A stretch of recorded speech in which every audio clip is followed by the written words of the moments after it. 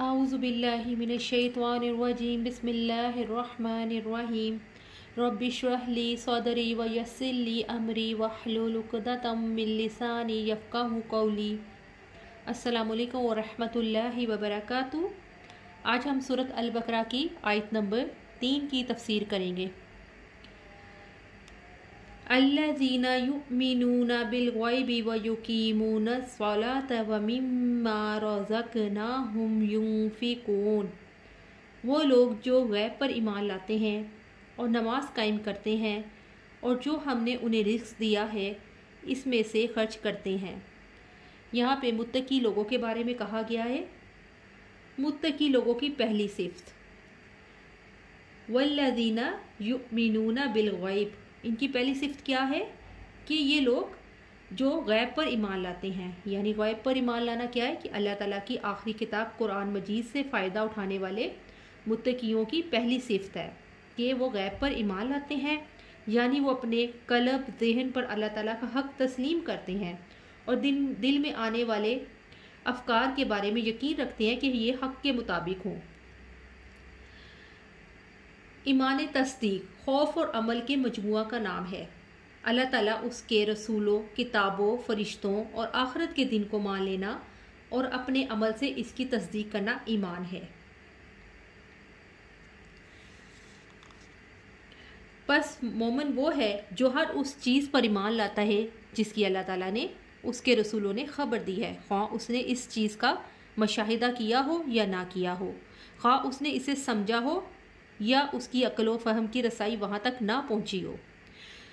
यानी अल्लाह की हर चीज़ पे ईमान लाते हैं हम।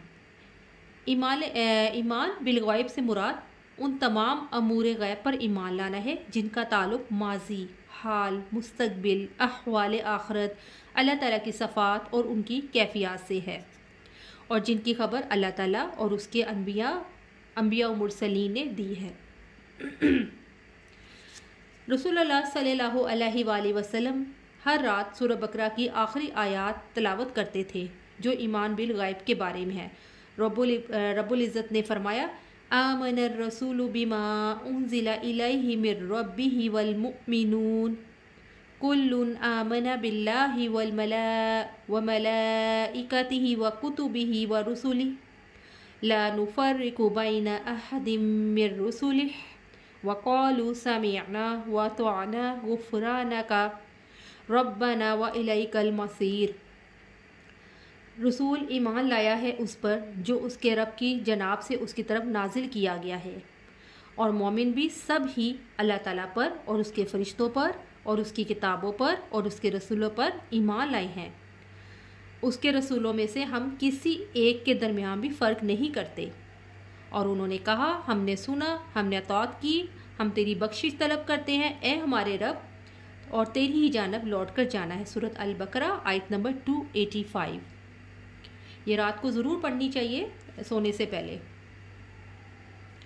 सैयदना इब्ने अब्बास रज़ियल्लाहु अन्हु से रवायत है रसूलुल्लाह सल्लल्लाहु अलैहि वसल्लम जब आधी रात को नमाज के लिए खड़े होते तो ये दुआ फरमाते, यानी तहज्जुद के टाइम, अल्लाहुम्मा लकल हम्द अंत नूरुस समावाति वल अर्द व मिन फीहिन्ना व लकल हम्द अंत क़य्युमुस समावाति वल अर्द व मन फीहिन्ना व लकल हम्द अंतल हक़्क़ व बअदुकल हक़्क़ व क़ौलुका हक़्क़ व लिक़ाउका हक़्क़ वल जन्नतु हक़्क़ वन नारु हक़्क़ वस्साअतु हक़्क़ वन्नबिय्युना हक़्क़ व मुहम्मदुन हक़्क़ अल्लाहुम्मा लक अस्लमतु व अलैका तवक्कलतु व बिका आमनतु व अलैका अनबतु व बिका ख़ासमतु व इलैका हाकमतु फ़ग़फ़िर ली मा क़द्दमत व मा अख़रत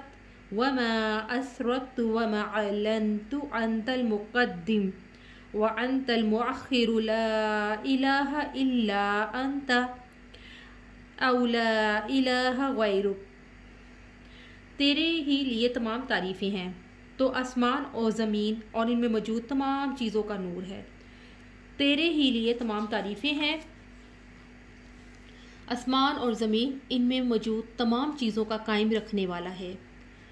और तेरे ही लिए तमाम तारीफ़ें हैं। तू हक है, तेरा वादा हक है, तेरा कौल हक है, तुझसे मिलना हक है, जन्नत हक है, दोज़ख हक है, क़यामत हक है, अम्बिया हक है और मोहम्मद रसूलुल्लाह सल्लल्लाहु अलैहि वसल्लम हक हैं। ए अल्लाह, तेरे सुपुर्द किया, तुझ पर भरोसा किया, तुझ पर ईमान लाया, तेरी तरफ रुजू किया, दुश्मनों का मामला तेरे सुपुर्द किया, फ़ैसला तेरे सुपुर्द किया। बस मेरी अगली पिछली ख़ताएं माफ़ कर, वो भी जो मैंने छुप कर की हैं और वो भी जो मैंने खुल कर की हैं। तू ही सबसे पहले है और तू ही सबसे बाद में है। सिर्फ तू ही माबूद है और तेरे सिवा कोई माबूद नहीं। ये बुखारी की है 6317। बहुत प्यारी ये दुआ है, इसको हमें ज़रूर पढ़ना चाहिए, अपनी दुआओं में इसको शामिल कर लेना चाहिए। अबू महिज़ रज़ियल्लाहु ताला अन्हु बयान फरमाते हैं कि मैंने सैयदना अबू जुमा रज़ियल्लाहु ताला अन्हु से कहा कि हमें कोई ऐसी हदीस बयान करे जिसे आपने रसूलुल्लाह सल्लल्लाहु अलैहि वसल्लम से सुना हो। तो उन्होंने कहा, हाँ, मैं तुम्हें एक बहुत अच्छी हदीस सुनाता हूँ। हमने रसूलुल्लाह सल्लल्लाहु अलैहि वसल्लम के साथ दोपहर का खाना खाया। अबू उबैदा बिन जर्राह रज़ियल्लाहु ताला अन्हु भी हमारे साथ थे। उन्होंने अर्ज़ किया, ए अल्लाह के रसूल सल्लल्लाहु अलैहि वसल्लम, क्या हमसे कोई भी बेहतर हो सकता है? इसके बावजूद कि हम आप सल्लल्लाहु अलैहि वसल्लम पर ईमान लाए और हमने आप सल्लल्लाहु अलैहि वसल्लम के साथ मिलकर जहाद भी किया। फरमाया, हाँ, वो लोग जो तुम्हारे बाद होंगे और मुझ पर ईमान रखते होंगे, हालांकि उन्होंने मुझे देखा नहीं होगा। ये मुस्नद अहमद 17102। अब नेक्स्ट टॉपिक हमारा है मुत्तकियों की दूसरी सिफ्त। पहले तो वो गैब पर ईमान रखते हैं, वो पहली सिफ्त थी। अब दूसरी सिफ्त यहाँ पे बयान की जाती है, वह युकीमुनस सलाह, और नमाज कायम करते हैं। कुरान मजीद से फ़ायदा उठाने वाले मुत्तकियों की दूसरी सिफ्त है कि वो नमाज कायम करते हैं, यानी वो अपने औकात पर और अपने जहन कल्ब व जहन पर अल्लाह ताला के हक़ को तस्लीम करते हैं। अरबी में सलात दुआ को कहते हैं, लेकिन अस्तिलाही शरीयत में इस इबादत को कहते हैं जिसमें क़याम, रुकू, कौमा, सजदा, तशहद वगैरह पाए जाते हैं और जिसे हम सब रोज़ाना 5 वक्त अदा करते हैं पाबंदी के साथ। अकामत सलाह, इससे क्या मुराद है कि इससे मुराद है वक्त की पाबंदी, वज़ू की तकमील, अरकान के अक़दाल, तरतील क़िरा, खुशू खुजू, तवज्जो कायम करके दिल लगा कर नमाज पढ़ना।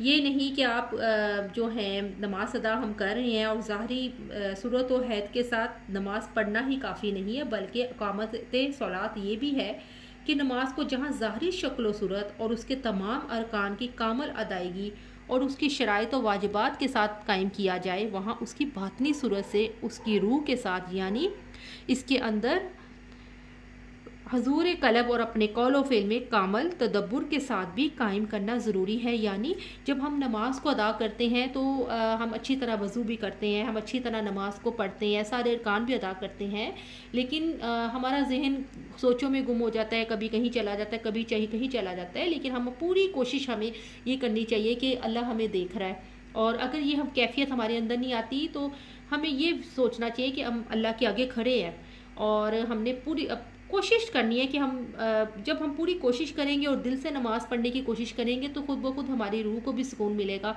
और जो है एक अजीब सी उसमें मतलब खुशी महसूस होगी इंशाल्लाह। यही वो नमाज है जिसके बारे में अल्लाह ताला ने फरमाया, उतलु मा उहिया इलैका मिनल किताबि व अक़िमिस सलाह इन्नस सलात तन्हा अनिल फ़हशाअ वल मुनकर।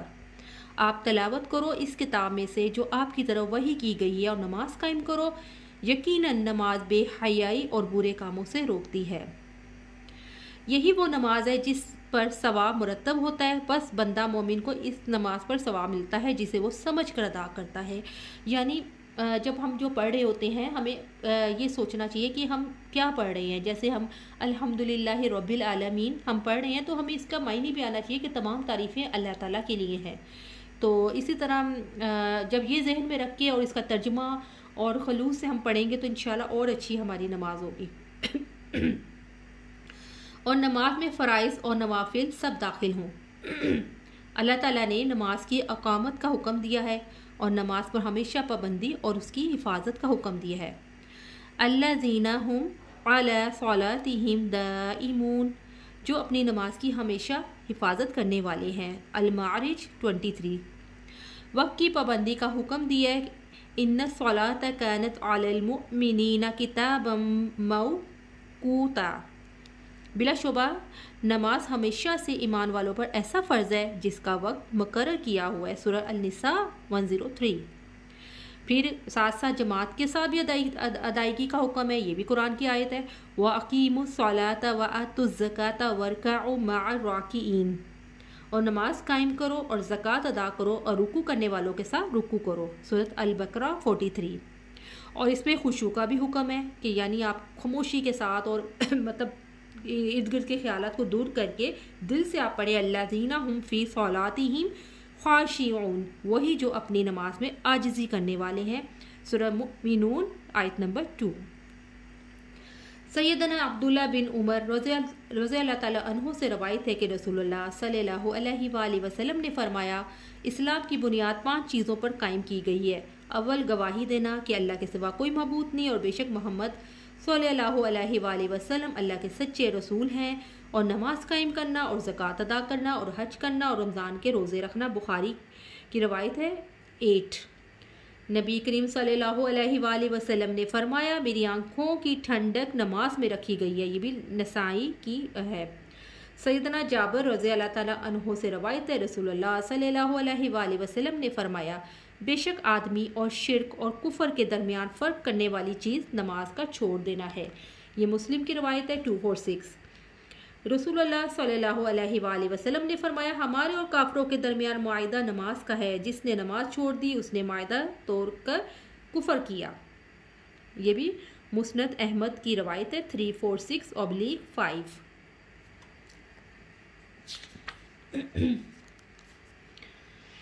इब्ने उमर रज़ी अल्लाह ताला अन्हु से रवायत है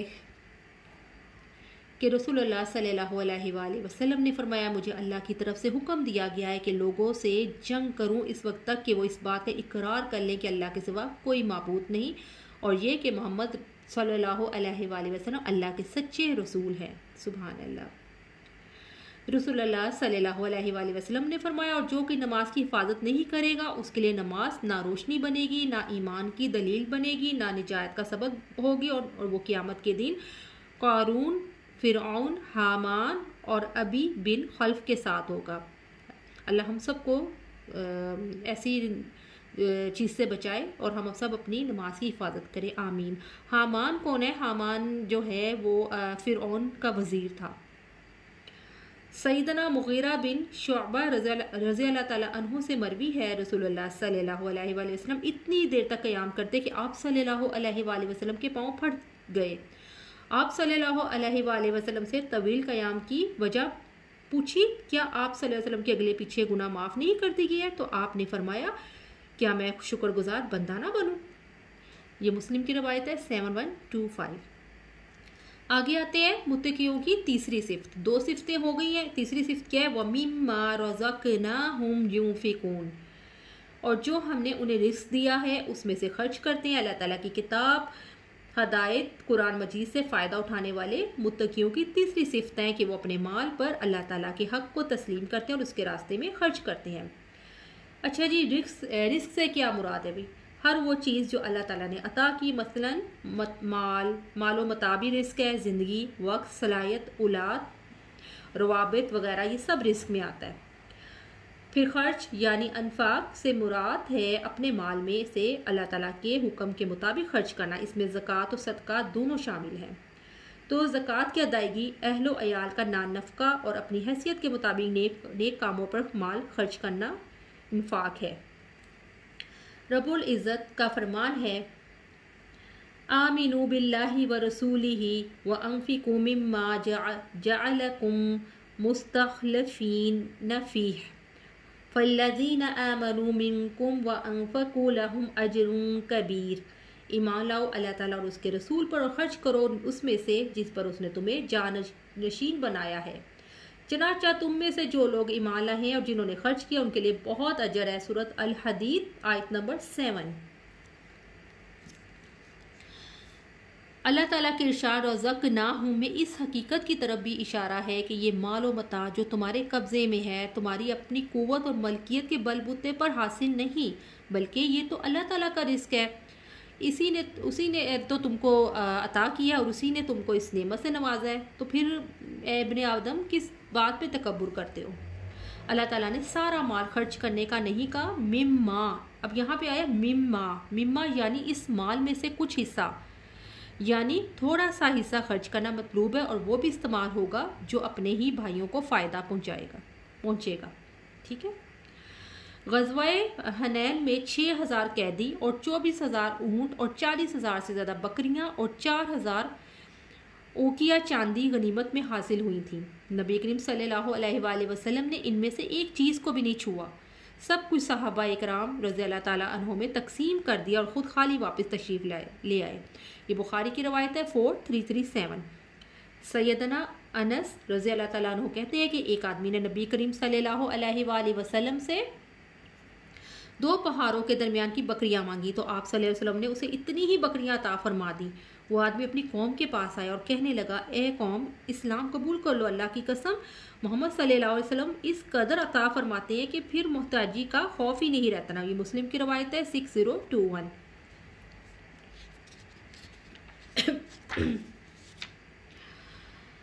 सैयदना अबू हुरैरा से रवायत है, रसूलुल्लाह सल्लल्लाहु अलैहि वसल्लम ने फरमाया कि अल्लाह ताला ने फरमाया, ए आदम के बेटे, तू खर्च कर, तुझ पर भी खर्च किया जाएगा।